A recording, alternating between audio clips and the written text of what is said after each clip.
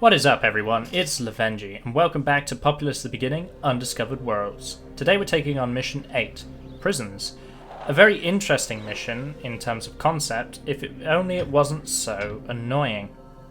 So we start with a small pre-built base, and there's a reason for that. The principal mechanic of this mission is that our shaman is trapped in a magical prison. You may remember that from Incarcerated. It restricts the control of the shaman and prevents the casting of all spells. However, you may be thinking, your shaman is just on the horizon there, why don't you go free her?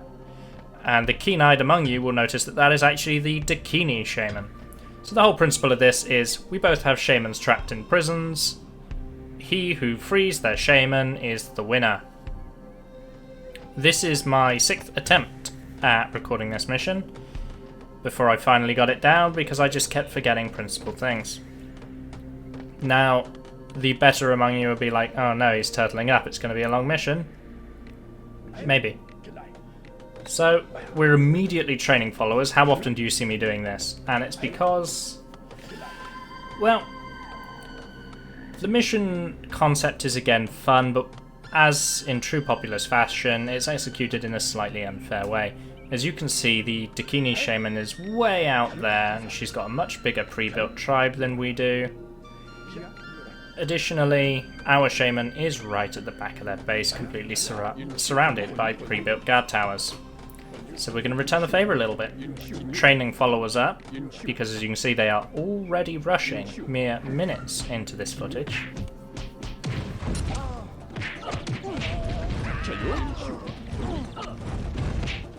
So we're getting a preacher in the first tower. You can hear by that evil preaching sound that our preacher is in the tower. And we are doing the unthinkable. We are turtling up. And we are going to turtle up. And we're going to build a big tribe. Now, I'm not going to speed this up, which is one of the reasons why we're forgoing the intro today. And I'm going to upload the correct rendered footage, so there shouldn't be anything missing from this either. Again, good spot for that imp boy. Now, the AI is constantly aggressive on this map. It's one of the things I like about this mission. I think conceptually, again, a lot like the World Wide Web, I like the idea that this is trying to pose. I like the concepts. I think this is a very fun mission. Slightly unfair, but once you get used to it, you can have a lot of fun with it. It's not often I actually sit and control my followers. So, one of the things I do is often explain things that I'm doing in the mission and why to help you beat it. If you don't tower up this, even though it seemingly has nothing to do with the prison, the Dakini get bored and start attacking your tribe. It is why I failed the first mission, or the first playthrough of this mission.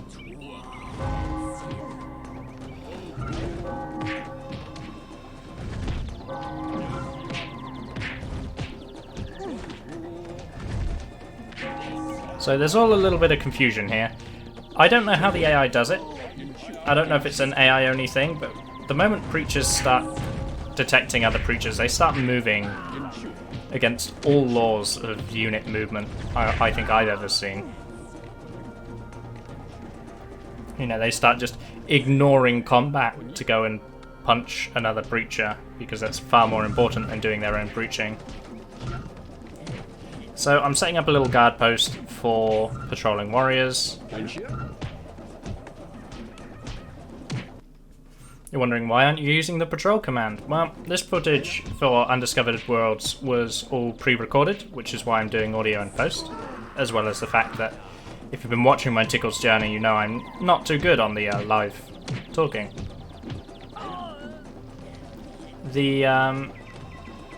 This footage has all been pre-recorded right up to the end. I've actually finished Undiscovered Worlds, whereas Tickles journey is live footage. So I don't... Well, it has been explained to me, but I'm not really making use of the patrolling hotkeys yet. Have been making use of that a lot more in my Tickles journey playthrough, and I am finding it a lot better. So, again, that's Control and Alt, and then just double click or click once if you want them to patrol in a circle. And that's incredibly helpful.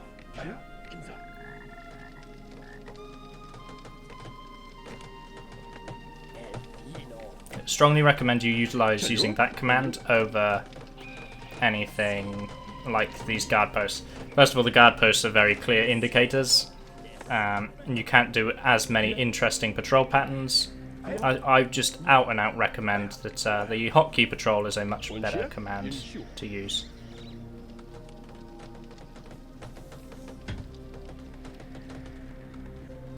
So, as boring as this looks, this is exactly how I do this mission. Now, I'm sure some people out there have many more exciting strategies with many more creative tactics. I like consistency. And although I failed this mission several times, it's because I hadn't played the game in a while. When I was playing this game a lot, I found this strategy, once I remembered all the pieces of it, to be very consistent to success for this mission. Alright, looking good. Just kidding, it's going to take a lot more than doing a mission on Populous to make me look good.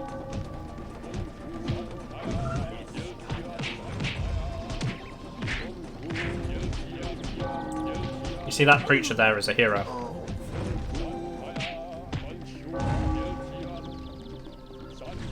So, good. I'm trying to prioritize the preachers here because preachers are the worst.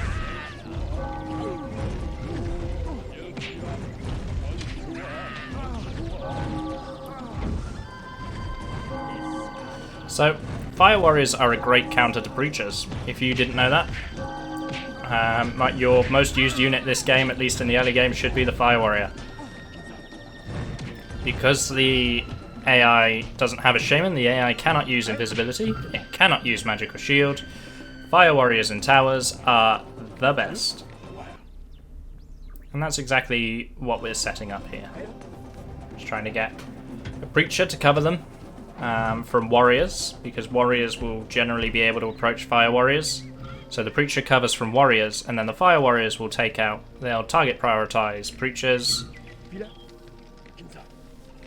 and then other fire warriors can't get near fire warriors in towers because they're not back attached to the attacks. So fire warriors actually knock units back, light units, so braves, spies, shamans, and other fire warriors. Preachers don't get knocked back until the shot that is fired at them is going to kill them. So when they're out of health, they'll fly away. But before that, it's the same for warriors as well. They will take the blast like a champ. Fire warrior damage is actually area of effect. So if an army stacks on top of itself and charges at you, and you've got a fire warrior defense, they can be very quickly surprised with how much their large army actually falls.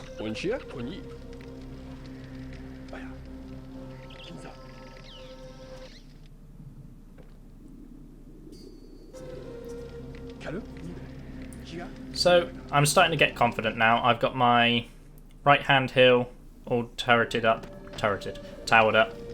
I've got this hill more or less towered up, and I'm not even training my own warriors. You may have noticed that my method of getting warriors is to just take the Dakini's warriors. And it works. It does work.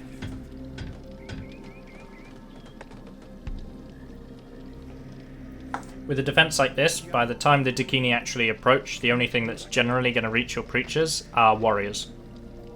So they can be a very consistent source of warriors for you in what is otherwise quite a challenging training mission in terms of your population and your ability to grow your tribe.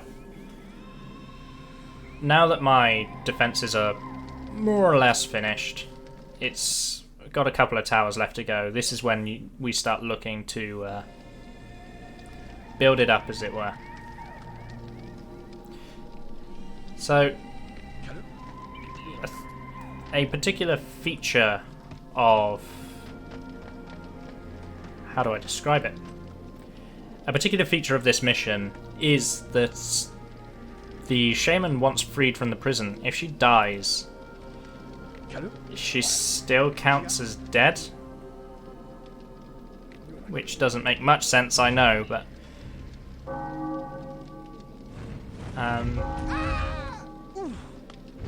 similar to mission 15. So I had to collect my thoughts for a second. Similar to mission 15, once you free the shaman, it's not enough to just free the shaman, you actually have to protect her.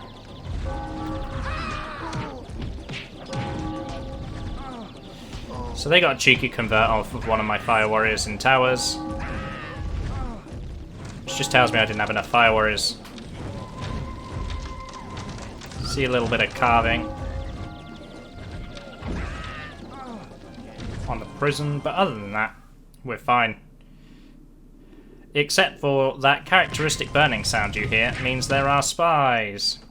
Now, a spy inside a guard tower gives you a huge radius for which you can detect other spies. I strongly suggest using it instead of trying to unmask enemy spies as soon as you know that spies are coming. I don't do that. Just so you know. It is, as they say, do as I say, not as I do. So, we're just trying to keep the warriors moving because idle trained followers will generate us no mana. We want mana. We like mana. And then we're just going to continue to build up. And as this mission indicates, when you haven't got a shaman, it's all going to be about the population. Now, one thing I've learned since the recording of this video is not everyone has to be in a hut generating mana in a mission where the shaman does not need the mana. What I'm alluding to by that is that you should utilize your entire population when coming up with an attack force. It may seem risky, but huts actually replenish their followers quicker the lower population that you're on, as well as the size of the huts. So once you've got a fully established tribe of large huts, convert all those braves into followers. You do not need the mana, and go in for much, much bigger attacks. So I'm using the game speed up function to, well, to speed up the game. Just because at this point we are only building up our tribe and listening to that awful sound that is the warning bell of the guard tower.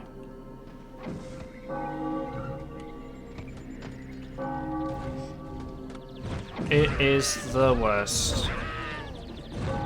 So this is the attack from both sides that I was talking about. You can see if I just turtled up that side, that was a good chunk of creatures and warriors that would just cause all manner of havoc in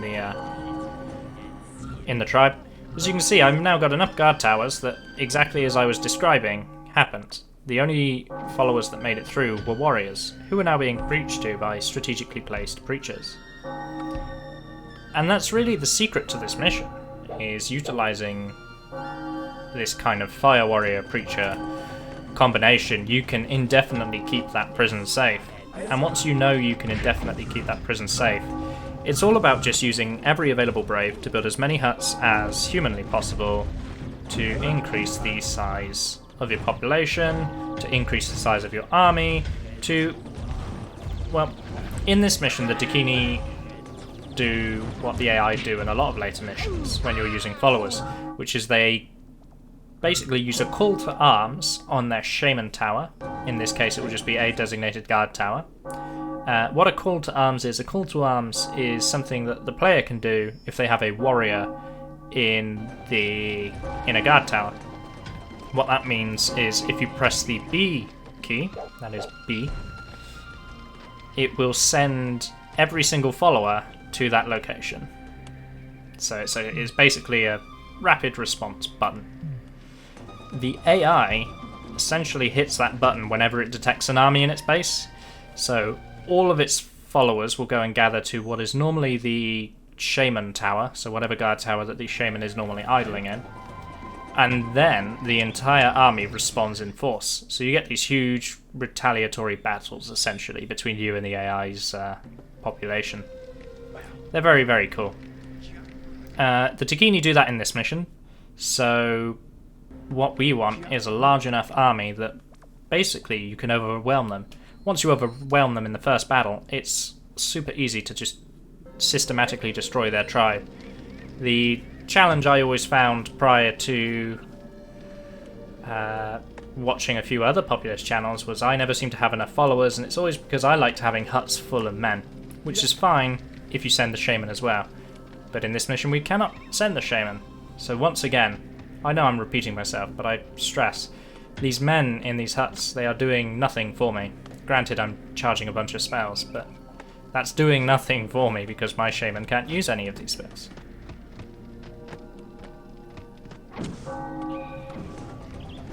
As you can see on the minimap, I'm not particularly interested because I know I've got this relatively secure. The Dakini are just sending waves and waves and waves in, and we're dealing with it.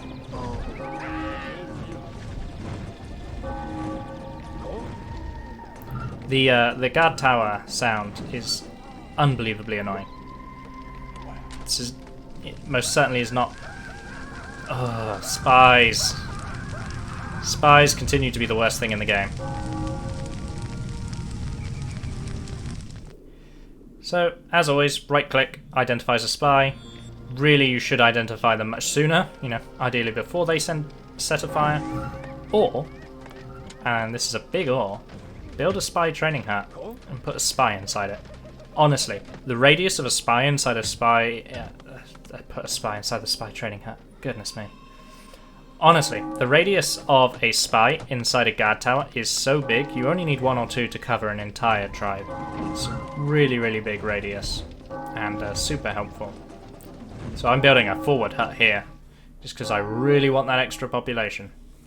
I don't need the extra population. If I just turned all of these followers into trained followers now, I would be probably in a good enough position to kill. But, like I said, this is the old me. I found doing this series absolutely fascinating, along with the comments of the likes of Jordan Miller and Impboy, as well as the support from BloodX. It's very interesting because I've been playing this game ever since it came out, you know, ever since I was a young boy and didn't really understand what the game was, you know. I couldn't even do Mission 1 once upon a time. And I'm still learning about the game, you know. I'm playing the game differently now for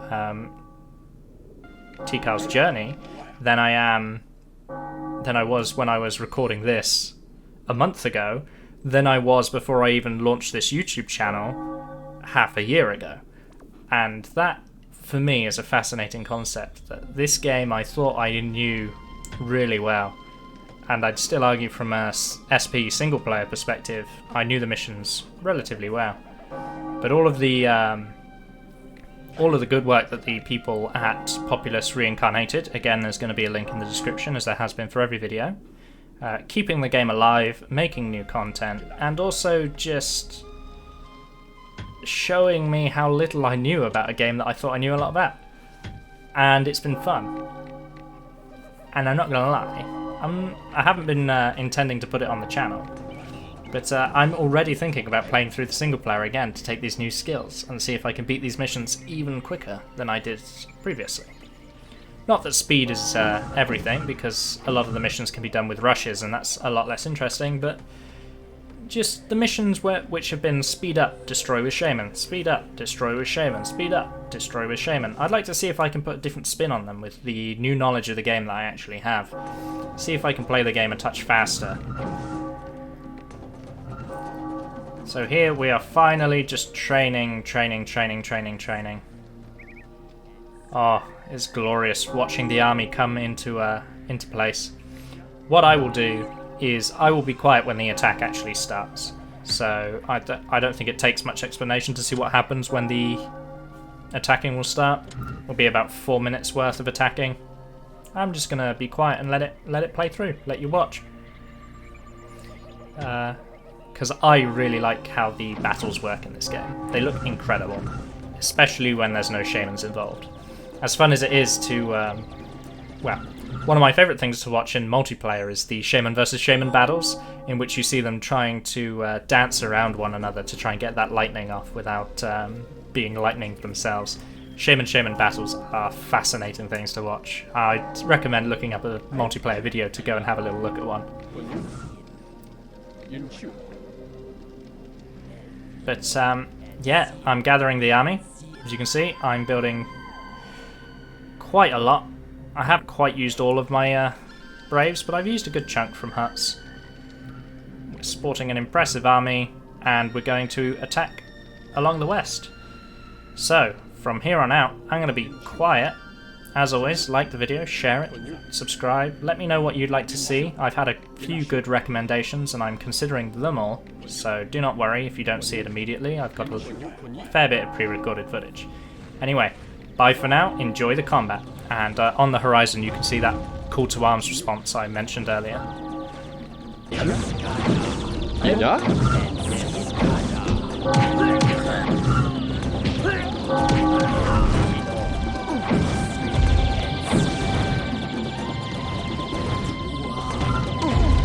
Čeļu?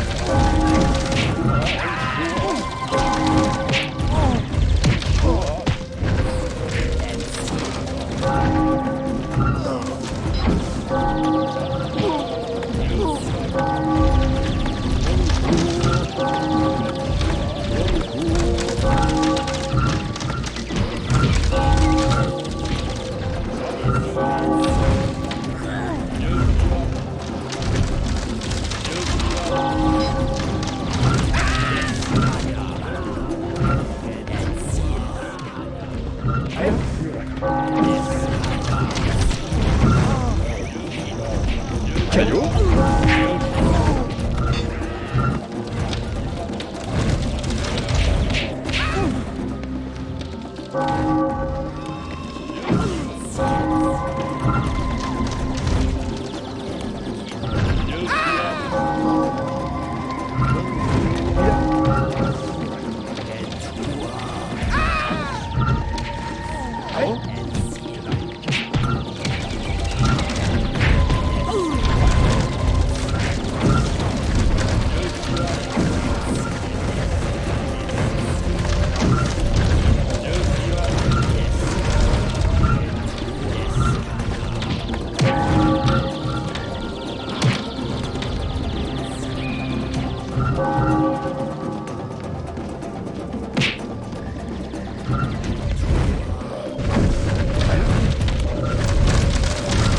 Ja?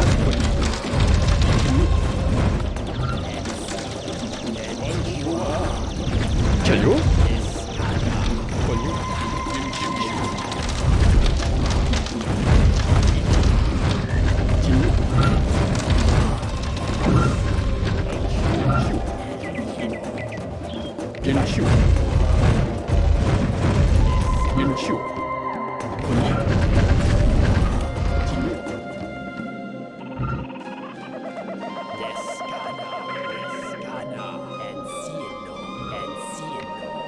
Von daher? Yin Shu.